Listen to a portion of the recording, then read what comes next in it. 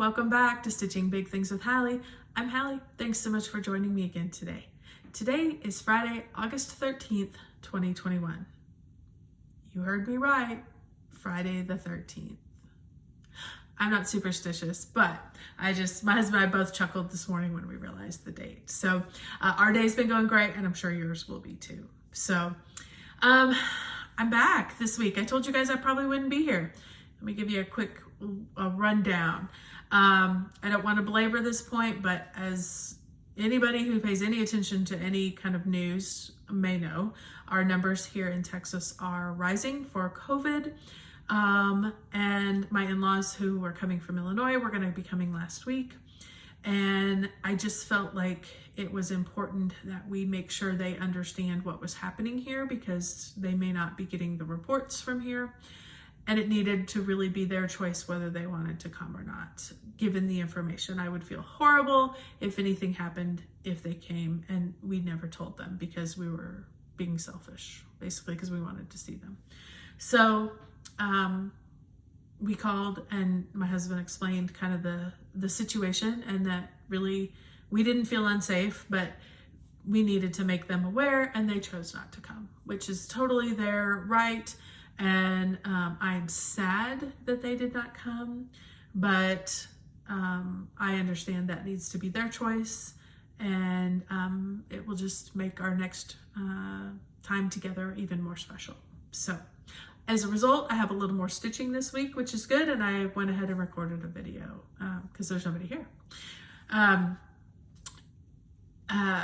did want to make a go back to last video and do a little bit of clarification.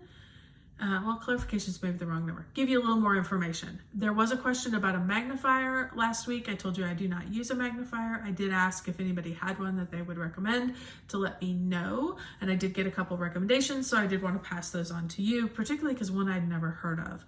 The first one was from a lovely viewer who spoke about getting the magnifier so that clipped onto her reading glasses. And she said the reason she loves that is because she uses hoops, she uses Q-snaps, she uses a frame, a floor stand. She has a variety of different modes in which she stitches. And so finding something that clamps on is challenging. And so she loves to have those always be on her readers. The other positive thing she said is she takes her stitching many different places. So she has travel stitching, and she has different places in her home that she likes to stitch. And so this gives her the flexibility to always take those magnifiers with her when she goes. So I thought that was a great idea. Totally understand. She said she gets hers at 1, 2, 3 stitch. I did jump on today. They have a variety of choices in that world. So I'm sure if you have any further questions, you can go back to last week's video, go down to the comment, and if you reply to her, she can probably, you two can correspond and figure out exactly what she recommended, what she had. So the other commenter that commented spoke about a floor stand that was called, the brand name was Dazor. I may be pronouncing that wrong, but it's D-A-Z-O-R. She said she loves these and that they work beautifully, that jewelers use these particular, they're commonly used by jewelers. She did say they were on the expensive side, so I do want to put that out there, but I had never heard of that brand name. So I jumped on Google today, pulled them up, and there is a variety of magnifying. They do all come with the light, so they do have the light with the magnification in them. You can get them in a variety of different like floor stand, clamp on, tabletop. There was all kinds of different choices when I just went to their company's website. So I just wanted to pass that on. If you want to make, they are expensive, I will say that. When I jumped on there, I was like, okay, it would be an investment. According to her, it's a great investment. And if you're already using a magnifier or you're getting into that world, it may be something that you want to look into as a long-term investment. So D-A-Z-O-R. Check it out if you have any further interest. So, okay, another thing I wanted to chat real quick about this morning is the common threaded stitcher. I talked about it last week at the end of the video, so I did want to mention it early in case anybody dropped off after the stitching last week. This is a activity that's happening on Instagram. I am participating and it is super, super fun. I was not a very good Instagram poster. I want to be, but I'm not. And so I was hoping that this month with a prompt every day would really kind of get me in that mode of posting daily so that I would be a better Instagram poster. So that was part of the reason I did it. And then I'm just super glad I did it because it's so fun and I'm meeting a ton of people and getting to recognize names now and seeing what they're stitching. And it's been really nice. So let me explain briefly for anybody who might be interested, kind of what's going on. This was a activity that was designed by Kia B over at Kia B Quilting. If you go to her Floss tube, she explains it in depth. But the basics are, there's a prompt every day. They've so 31 prompts for the month of August. Every day, it's you go on and make a post with whatever the prompt is. Not all prompts are stitching. Yesterday's prompt was give us an encouraging word or something like that, or a phrase or something encouraging. And so I found a lovely quote that really spoke to my heart and posted that. And then I was enjoying reading everybody else's inspirational quotes. So that was kind of fun and different and not stitchy related. But anyway, so there is a hashtag. It's hashtag common threaded stitcher. There are a lot of Floss tube folks posting. It is not required. In fact, we would love for you to, whether you have a Floss tube or don't, or whether you just watch Floss tube, we would love for you to participate. It really is about finding those common threads that we have with other people, and that we're all the same and we all do the same thing, and we are all kind of bound by this love of needlework, and that we have other things besides the needlework that could bond us as well. So check it out if you're at all interested. I'm going to continue to post, and I'm going to continue to talk about it all the way through August because I really have been enjoying it and I really do recommend it. So, okay, on to the stitching. You guys saw this last week, and I did tell you that I was going to probably pull it out again. This is the Sunflower Mandala from Glendon Place. And I am stitching this on all the called for goodies.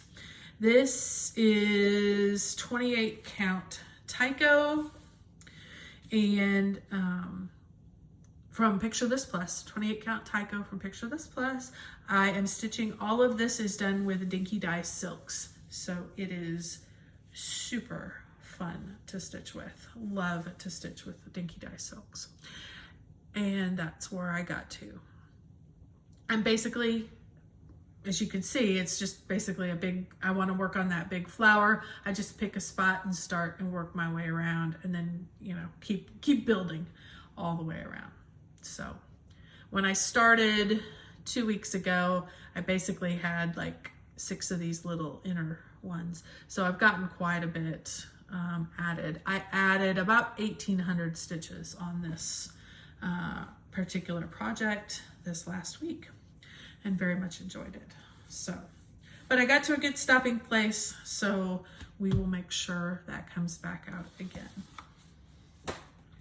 Okay, another project that I worked on, you guys saw last week as well, was Kooler Classic Designs Golden Gate. I am working on this house over here, and I did tell you this is a digital rendering, so you know I loved the bright colors, but as I started to stitch this up, it is crazy to me how good this looks. I absolutely love it. Love it, love it, love it. I had a little bit of this in last week. I went ahead, the entire top is now done. This top page. I did, because this one has a lot of back stitching. It's not all one color back stitching. A lot of it, like the leaves, the trees, is back stitched with green. You can see I did a lot of the back stitching in this top of this roof over here. And then inside here, there's going to be some different color back stitching. So I still have quite a bit to do up in this top. I really just got kind of a good start just because I was interested, because I know how much back stitch makes things pop. And so I just couldn't wait any longer. And I was like, okay, instead of moving on down to the next piece, I'm going to just get a little back stitching in here and see what this is really going to look like. And I didn't get a lot, but it's going to be gorgeous. So I will probably going to put this away for a little bit and bring it back out, later in the year. I did get about 1,600 stitches into that. Super good. I'm thinking that's a finish for this year, definitely. So, knock that bottom out in a week or so, and then a couple weeks of back stitching, and it will be done. So I got done with that last night. Kind of yesterday, I was like, what do I feel like stitching on? Couldn't really decide. And then last night it occurred to me that it has been a long, long time since I pulled out Autumn Fairy. I didn't bring my cover sheet with me. It's okay. It is, hold on. Okay, I'm back. Sorry about that. I did want to get the cover sheet because I could not remember who the designer was, and that's not fair for me to not talk about who designed it. So this is, and I always call her Autumn Fairy. The name is Red Maple Fairy. See, I'm so glad I went and got this, because that would have been bad of me. Anyway, artwork by Jasmine Beckett-Griffith is, of course, charted by Heaven and Earth Designs. She is gorgeous. Love her. Pulled her out again. Here is where I'm at. I basically finished, I got one stitch right there that didn't get finished. I was kind of working on this. As I was kind of finishing through this area, there was a lot in her eyebrow and around her eye. So I was getting, and right up here in her part. So I'm going to continue, finishing up this area, working through finishing up the eye and getting this little bit of the part taken care of. And then I do have a few stitches here and there around the, that still need to be finished up as they get done. But my goal is to get moving on to the next section with her. I only got about 227 stitches done on her last night. So I am gonna work on her today. This is on 18 count easy grid fabric, 2/1. So it is so much bigger than what I've been working on with Cookie Fairy, which is 25 count. And so this was just like, I was rocking and rolling last night. I worked for about 2 hours and got 227 stitches. So I am definitely going to keep working on her this next week as well. Pattern Keeper tells me I'm about 22%, so I have a long way to go. The other thing I wanted to mention too, because I know people, this looks kind of strange. When it's like this, you're like, ooh, what is that? I even did it myself. And if you look at the picture, it's kind of that masky area, shadow area. So I'm going to go with it because I trust that when it comes out, it's going to look beautiful, and it's just going to, right now, it feels very pronounced because it is so dramatic and right there in your face. But I think as soon as we get more context around her, it's going to fade into the background and it's just going to be part of the picture. So I'm going to continue working away and trusting the pattern. So I don't think I talked about, I didn't talk about the Tyco. I'm sorry, just to backtrack real quick. Golden Gate is 16 count white fabric that I had in my stash. So 2/1. So backstitch, just one thread. So typical, typical back stitch.